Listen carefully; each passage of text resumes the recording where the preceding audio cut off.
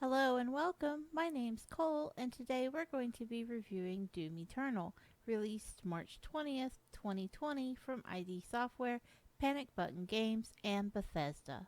In the interest of transparency, I have to admit that Doom was not a franchise that I have done a good job of keeping up with. My last foray into Doom was somewhere in the early 90s when it was originally introduced as shareware. At the time, 10-year-old Cole couldn't manage to convince her much older sister to purchase the full game by mail, and thus my days of slicing through demons with a chainsaw came to an end. When Doom 2016 hit the market, I was pretty excited to give it a go. I spent quite a bit of time with the game during an open beta for multiplayer, but then ultimately I lost touch with the franchise and never ended up giving it the time it probably deserved. Stack another on the backlog of shame. Fast forward to 2020 and Doom Eternal is here. It's seemingly calling out to me to give it my attention, and so it's only fitting that I spent a few days doing just that since the game's release. I've said it before, and I'll say it again. Nostalgia is a cruel mistress. I remember fondly the over-the-top, goofy, gory mess that the original Doom was, and as far as that goes, Doom Eternal did not by any stretch of the imagination let me down. From chainsawing your way through staggered demons, plucking eyeballs with your knife and shoving them down their gullets, to exploding monster intestines in order to forge your own path, Doom Eternal is every bit the delightfully disgusting romp we all had hoped for. Now, narratively speaking, we're presented with a somewhat generic plot about how demons are trying to take over Earth and you must return from hell to stop them all by your lonesome. It is what you do, after all.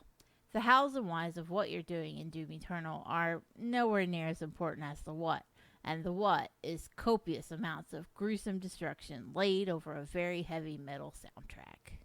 For the better part of your experience with these combat sequences, Doom Eternal is incredible.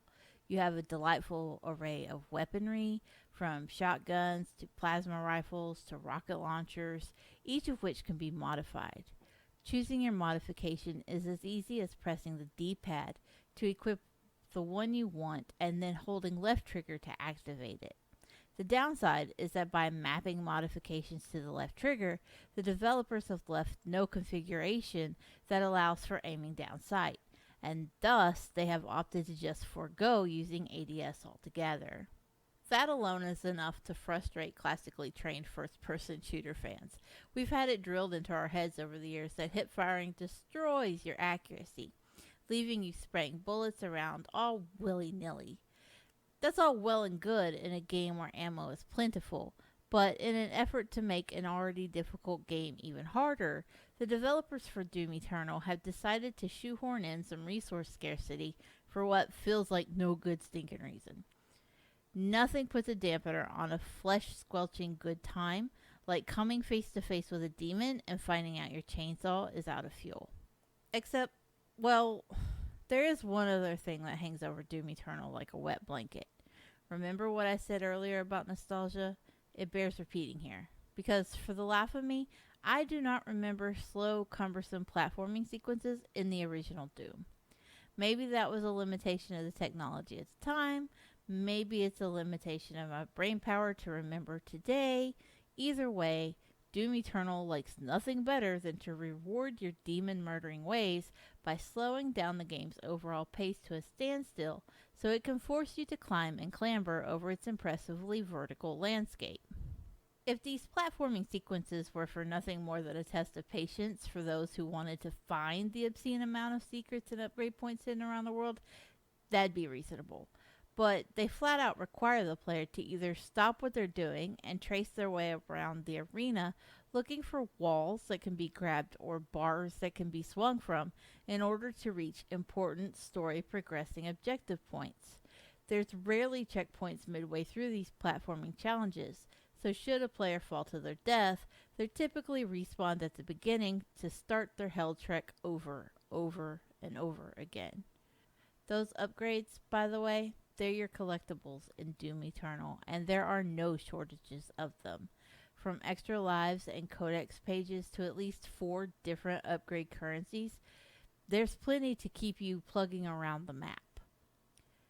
Eventually, you'll become the overpowered slayer you were always meant to be, and it's nice to feel like you can walk into any scenario full of hell's creepiest and crawliest without a problem. But keeping track of what currency upgrades what aspect of your experience can be a lot. There were countless times, even as I got closer to the end of the game and really should have had the upgrade currencies figured out, that I would think I finally had enough to increase my health or upgrade a weapon mod, only to discover that I had the opposite. Doom Eternal gets a lot right in its gunplay, though again it could really use aiming down sights functionality. But those brief moments of carnage and chaos are too brief, and the pacing as a whole is heavily bogged down by the slow moving parkour sequences. There is some replayability on tap, what with all the insanely hard difficulty options that culminate into the hopeless endeavor of trying to beat the game's one life mode with limited and risky to acquire one ups. Unlike Doom 2016, which offered several multiplayer modes, no matter how reminiscent of Halo they may have been, Doom Eternal locks players down to a 2v1 Slayer on Demon battle that is good for a couple of rounds with friends, but ultimately lacks any special appeal to keep you tuned in for the long haul, much like the single player of the game as well.